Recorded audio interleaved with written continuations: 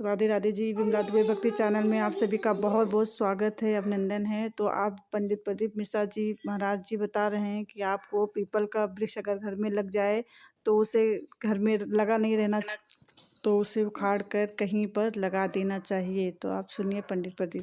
श्री शिवाय नमस्तु। नारायण ने बोला, लक्ष्मी आज शनिवार का दिन है, जिस दिन अपन इस दरिद्रता से मिलने के लिए पीपल के पेड़ के नीचे आए हैं। हिंदू धर्म में ये दिन पीपल के वृक्ष के लिए पूजनीय होगा। जो भी शनिवार के दिन पीपल के वृक्ष की पूजन करेगा, दूध चढ़ाएगा या मिष्ठान का भोग लगाएगा, लक्ष्मी और नारायण उसके घर में प्रवेश कर जाएगा। लक्ष्मी और नारायण उसके घर में प्रवेश करेगा, इसलिए नियम बनाया। कौन से दिन का? शनिवार। लक्ष्मी जी बोली, नारायण आपने तो एक दिन का वार लिख दिया। शंकर जी ने 7 वार बनाए हैं, रविवार, सोमवार, मंगल, बुध, गुरु, शुक्र और शनि। ये शिव जी ने बनाया। अब एक दिन आपने अपना बना लिया, बाकी के दिन अगर कोई इस पीपल के वृक्ष के नीचे आएगा और यहां तो दरिद्रता बैठी है, तो उसका क्या होगा? भगवान नारायण बोले, सुन दरिद्रता, तेरे से एक विनती है, अगर कोई भी मनुष्य इस पीपल के पेड़ के नीचे अगर 7 दिन में आता है और उसके हाथ में अगर कोई सामग्री होती है तो तू उसके घर में प्रवेश नहीं करेगी। नियम है पीपल के वृक्ष का, या तो पानी का लोटा लेकर जाओ, कुंकू का चोपड़ा लेकर जाओ, शक्कर लेकर जाओ, या पेड़ के नीचे चींटी को डालने के लिए आटा ले जाओ, पर खाली हाथ पीपल के वृक्ष के नीचे कभी मत जाओ, कभी नहीं जाओ। खाली हाथ जाओगे तो दरिद्रता तुम्हारे घर में प्रवेश करेगी। दरिद्रता उठकर खड़ी होकर बोली, नारायण तुमने अपनी मनमानी करी है, एक दिन मुझे भी मेरा चाहिए। भगवान ने कहा, बोल कौन सा दिन चाहिए? दरिद्रता कहती है, रविवार के दिन इस पीपल के वृक्ष के नीचे मैं दिन भर नृत्य करूं, इसमें रहूं, और जो यहां आए रविवार को मैं उसके घर में प्रवेश करूं। भगवान ने कहा, ठीक है। दरिद्रता, रविवार का दिन एक ऐसा दिन रहेगा जिस दिन तू इस पीपल के वृक्ष के नीचे नृत्य करेगी, और जो आएगा इस पीपल के वृक्ष के नीचे तो उसके साथ प्रवेश करेगी। मैंने तुझे वर दिया। इसलिए हमारे यहाँ केवल पीपल का वृक्ष अगर दीवार में भी लग जाता है ना, किसी की फैक्ट्री की दीवार में, किसी के घर की दीवार में पीपल का वृक्ष अगर लग जाता है, पीपल का पौधा लग जाता है, उसको कितना भी तोड़ लो वो वापिस लग जाएगा। फिर तोड़ोगे फिर लग जाएगा। अगर पीपल के पौधे को तोड़ना है तो केवल रविवार का दिन एक नींबू, एक मिर्ची और बमूल का कांटा, ये 3 चीजें रखने के बाद में आधे घंटे बाद रविवार के दिन पीपल के पेड़ को उखाड़ कर फेंक दो।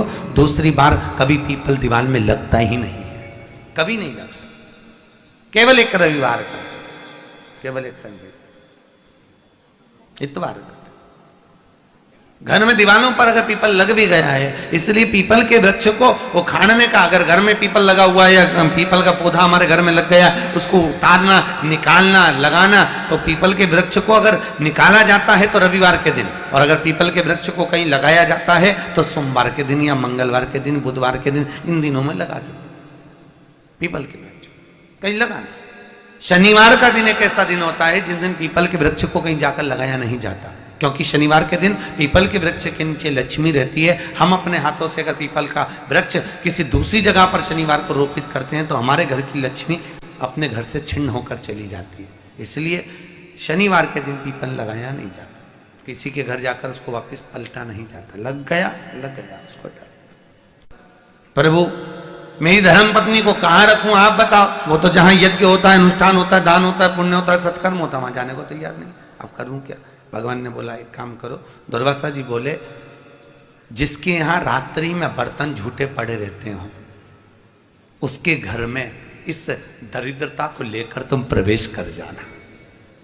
जिसके यहां रात्रि में बर्तन झूठे पड़े हो वहां लेकर प्रवेश कर जाओ। दूसरी जगह दुर्वासा जी बोले, जो स्त्री घर में दोपहर के समय पर सो रही हो उसके घर में इसको लेकर प्रवेश कर जाइए। जो स्त्री दोपहर के समय में घर पर सो रही हो, इस दरिद्रता को लेकर प्रवेश कर जाइए। तीसरा, जिसके यहां पर दरवाजे पर कांटे वाले पौधे लगे हों, उस घर में इस दरिद्रता को लेकर प्रवेश कर जाइएगा। दरिद्रता, कितनी सुंदर बात कही है। दाता और विधाता, कौन कौन? दाता और विधाता।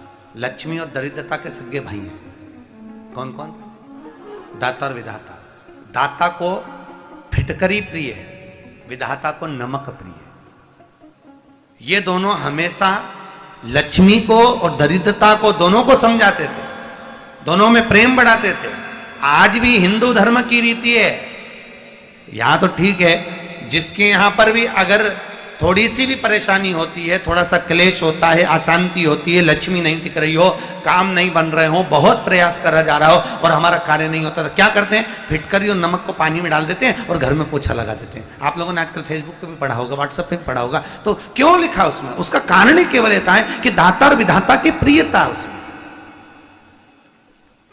माता ख्याति के जो 4 बच्चे हुए, इसमें जो 2 लड़के हैं, दाता और विधाता, उसकी प्रियता उसकी। दुर्वासा जी बोले अपनी धर्म पत्नी को वहां लेकर, जहां कांटेदार पौधे लगे हों वहां पर लेकर प्रवेश कर जाइए। तुलसी का क्यारा है, तो तुलसी महारानी हमें ये बता देती है कि हमारे घर में सुख आने वाला है कि दुख आने वाला है। जैसे शनि अपना प्रकोप दे रहा है या शनि उतर रहा है, ये किसी से पूछने की जरूरत नहीं पड़ती, अपने आप मालूम पड़ जाता है। कैसे? शनि कथा अगर आपने सुनी हो तो उसमें व्याख्यान आता है शनि कथा में, पांव की चप्पल बार बार टूट रही हो, कमर से नीचे जो वस्त्र पहने हो वो फट रहे हो, कहीं पजामा है, धोती है, आदि वस्त्र हैं, कपड़े हैं, वो अपने आप फट। आज के जमाने में तो फटे फटाए पहनते हैं लोग, फैशन। उसकी गारंटी नहीं है, उसका हम वर्णन नहीं कर रहा। हम जब पहनते हम समझ जाते हैं इसको शनि तो ऑलरेडी लगा ही हुआ। जब उनका घुटना घुटनी सब फटा हुआ दिखता है तो उसमें लग जाता है कि शनि पहले से लग गया बापड़ा, उनके पहने से तो मालूम पड़े। शनि का नियम है, शनि कथा कहती है पांव की चप्पल बार बार टूट रही हो, घिस गई हो, बद्दी टूट रही हो, कुछ कर रही हो, और अगर कमर से नीचे जो वस्त्र पहने हो वो अपने आप फट रहे हो, समझ लेना कि शनि पांव से प्रवेश कर रहा, मतलब अपनी प्रखरता शनि दिखा रहा। किसी मंदिर में गए महाराज और वहां जाने पर चप्पल चली गई तो समझ लेना शनि की कुदृष्टि अब पड़ना बंद होना चालू हो गया। कितना सुंदर कहा है महाराज। जूता चप्पल आज के जमाने में तो फैशन हो गई साहब, घर की चप्पल अलग होती है, बाहर की चप्पल अलग होती है। लोग घर में चप्पल किचन तक में पहन के जाते हैं। अरे पानी ले जाओ सीओर से, रसोई घर में लोग चप्पल पहन कर जाते हैं, जहां भगवान का प्रसाद बन रहा है, जहां अन्नपूर्णा निवास कर रही है, और पूछो तो करे किचन की चप्पल है तो माथे पे रख लो। तुम अपनी माँ को जरूर देखना है एक बार, वो बूढ़ी माँ कितनी बार किचन में चप्पल पहन कर गई, मुझे जरूर फोन कर कर बताना।